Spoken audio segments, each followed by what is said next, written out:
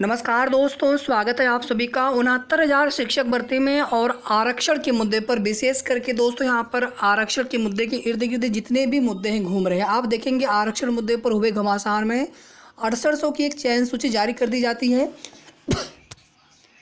माफ़ी चाहूँगा, लेकिन साथियों 27-21 पर न्याय न मिल पाने की वजह से आज भी हजारों ओबीसी एससी आरक्षित पीड़ित अभ्यर्थी जो है दर दर की ठोकरें खा रहे हैं, न्याय की गुहार लगा रहे हैं। चाहे केंद्रीय मंत्री से हो, चाहे मुख्यमंत्री जी से हो, चाहे वर्तमान बेसिक शिक्षा मंत्री जी से हो, चाहे कोर्ट से हो, चाहे राष्ट्रीय पिछड़ा वर्ग आयोग से हो, हर जगह न्याय की गुहार लगा रहे हैं।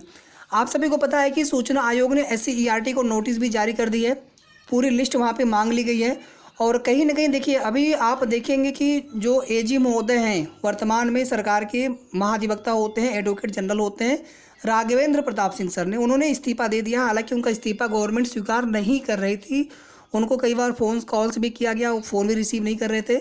तो अब कुल मिलाकर के 25 अप्रैल को या तो AG महोदय होंगे या तो फिर जो नए AG आ जाएंगे वही होंगे। अगर नए AG तब तक नहीं अगर आ पाते हैं तो आप समझ लीजिए कि बिना AG के ही हो सकता है सुनवाई हो 25 तारीख वाली। और इतनी महत्वपूर्ण सुनवाई है साथियों, AG महोदय का होना बहुत ज़्यादा आवश्यक है। और एक सवाल आप सभी के मन में है, 13,156 अगर फाइनल होगा तो क्या होगा, और 6800 की नियुक्ति को लेकर के क्या हो सकता है। लेकिन इसके पहले मैं एक बार फिर से आपको जो सूचना आयोग वाले नोटिस है, हालांकि आपने वो देख लिया होगा भली बात है, फिर भी मैं आपको कुछ बिंदुओं को केवल 1 मिनट के अंदर आपको हाईलाइट करने का प्रयास करता हूँ, फिर हम आगे बात करेंगे। और वीडियो को आप सभी प्लीज़ बिना स्किप किए पूरा देखिएगा, लाइक आप सभी कर दिया करिए।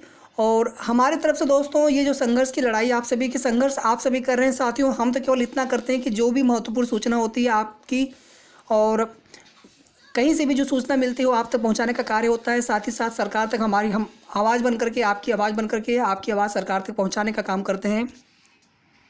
जब भी कोई ऑफिशियल ट्वीट्स आता है, मुख्यमंत्री जी का हो, किसी का भी हो, जो हमारा मुद्दा उठाते हैं यहाँ पे, जहाँ हमारा मुद्दा उनके संज्ञान में जाना चाहिए, मैं करता हूँ। अगर आप ईजी सोल्यूशन अगर आप वहाँ पे कभी ध्यान देते होंगे, आप रीट्वीट से भी कर दिया करिए। और आप लोग भी जरूर किया करिए ट्वीट्स किसी भी मुद्दे को लेकर के, आप 6800 के मुद्दे पर हो, आप आरक्षण 27-21 के मुद्दे पर हो, आप ज़रूर किया करें। बाकी ये तो जो होगा देखा जाएगा साथियों, लेकिन कम से कम ये न रहे आने वाले समय में कि हम लोगों ने कोशिश नहीं किया। कोशिश तो इतना किया गया है कि कोशिश की पराकाष्ठा हो गई है। जितना संघर्ष किया गया है दोस्तों 69,000 शिक्षक भर्ती में आरक्षण के मुद्दे को लेकर के, शायद ही इतना संघर्ष पहले कभी किया गया हो। हालांकि कई भर्तियों में लेकर के लगातार सभी लोग संघर्ष करते हैं, लेकिन 69,000 शिक्षक भर्ती में आरक्षण मुद्दे पर चाहे पिछड़ा वर्ग आयोग से लेकर के, कोर्ट से लेकर के, धरना प्रदर्शन से लेकर के, कोई भी मंत्री विधायक सांसद नहीं बचा होगा। हर सभी के माध्यम से अपनी बात पहुंचाने का प्रयास किया गया। अच्छा देखिए साथियों, जो SCERT को नोटिस जारी की गई है सूचना आयोग के द्वारा, क्योंकि वहाँ पर जानकारी मांगी गई थी। और आप सभी जानते हैं कि वो लेटर कई बार 2019 से ही वो पत्र जारी किए जा रहे थे, उसमें जानकारी मांगी जा रही थी, लेकिन अभी तक देखेंगे कंप्लीटली जानकारी नहीं दी गई है अधिकारियों की तरफ से। 27 अप्रैल की जो सुनवाई तिथि है वो मुकर्रर भी हो गई है। और सामान्य वर्ग के जितने भी अभ्यर्थी चयनित हुए हैं, जो 67.11 जहाँ लास्ट कट ऑफ है जनरल की, और वहाँ से आप उसके नीचे जितने भी सामान्य वर्ग के अभ्यर्थी हैं, जो कि एक तरह से जो सीटें OBC SC को मिलनी चाहिए थी, तो वो पूरा डेटा यहाँ पे मांगा गया है। और NIC पर ठीकरा फोड़ने से कार्य थोड़ी चलेगा। अगर NIC से अगर गड़बड़ी हुई तो फिर उस गड़बड़ी को अधिकारियों को सही करनी पड़ेगी, सरकार को सही करनी पड़ेगी। तो ये मांग पूरी तरह से है साथियों 27-21 पर आरक्षण के मुद्दे पर। थोड़ा सी ब्लर आपको लग रहा होगा, लेकिन इसमें डेटा मांगा गया है पूरी तरह से। जो 867 की लिस्ट है, और उसमें आप सभी जानते हैं कि एक रैंक के बाद समस्त जो है सामान्य वर्ग के अभ्यर्थियों की जो है सूची मांगी गई थी, कैटेगरी गुणांक के साथ डेटा शो किया जाए, कितने वहाँ उसके नीचे 67.11 के नीचे कितने OBC SC के अभ्यर्थी सेलेक्ट हुए हैं। 2637 आप सेलेक्ट करते हैं। जब आपने एक जनरल की कट ऑफ बना दी है तो उसके नीचे फिर आपको पूरी सीटें भरनी पड़ेंगी, OBC की हो, चाहे SC की हो, चाहे विशेष आरक्षित वर्ग की हो, चाहे ST की हो, सभी की। इसमें छात्रों की कोई गलती नहीं है, बल्कि आप लोग न्याय की मांग कर रहे थे और न्याय पर विचार अभी तक क्यों नहीं किया गया, ये बड़ा आश्चर्य वाली बात है। 6800 की एक चयन सूची यहाँ पर जारी की गई है, लेकिन 6800 के चयनित साथियों को भी अभी तक नियुक्ति नहीं मिल सकी, क्योंकि मामला कोर्ट में है। और कोर्ट में जब तक चीज़ें फाइनल नहीं हो जाती है तब तक आप सभी को पता है, बेसिक शिक्षा मंत्री भी देखेंगे कई बार वो बोल चुके हैं, 2-3 बार तो उनका बयान आ ही चुका है कि कोर्ट से जो निर्णय होगा हम उसी पर कार्य करेंगे, अभी हम कुछ नहीं कर सकते हैं। हाँ, हम अपनी तरफ से जो पैरवी होगी वो पैरवी करवाएंगे। इतना ही उन्होंने बोला है, बाकी इसके अलावा उन्होंने कोई बात नहीं बोली है। इसके बाद देखिए साथियों, यहाँ पर इनका मुझे नाम ध्यान नहीं आ रहा है, ये आपके आशीष पटेल जी हो गए, जो कि अभी प्राविधिक वाले जो मंत्री बनाए गए हैं, ये आपके केंद्रीय मंत्री अनुप्रिया पटेल जी हैं।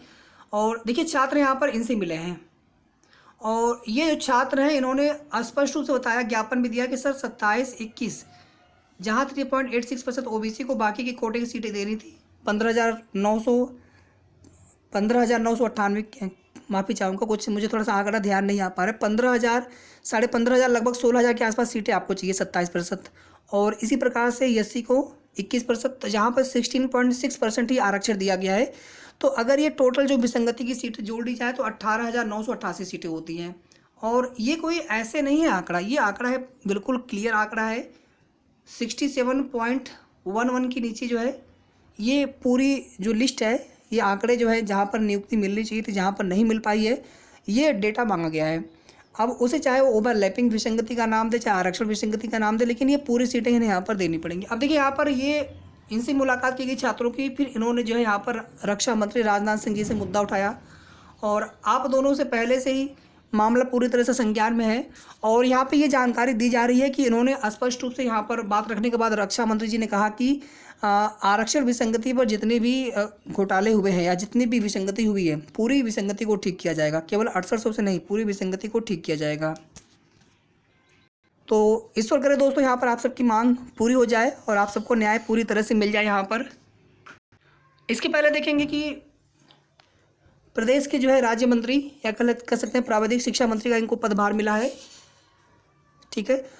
किस मंत्रालय की किस कैटेगरी के मंत्री के अंतर्गत है, लेकिन जो मंत्रालय इनका है प्राविधिक शिक्षा मंत्री हैं। और यहाँ पर केंद्रीय मंत्री आप लोग देख ही रहे हैं, अनुप्रिया पटेल जी की तरफ से औपचारिक मुलाकात की गई केंद्रीय रक्षा मंत्री जी से, और एक बार फिर से जो है 69,000 शिक्षक भर्ती आरक्षण का जो मुद्दा है वो उठाया गया है। अब दोस्तों आ जाते हैं आपके सवाल पर। यहाँ पर अगर 13,156 यहाँ पर फाइनल होता तो क्या होगा?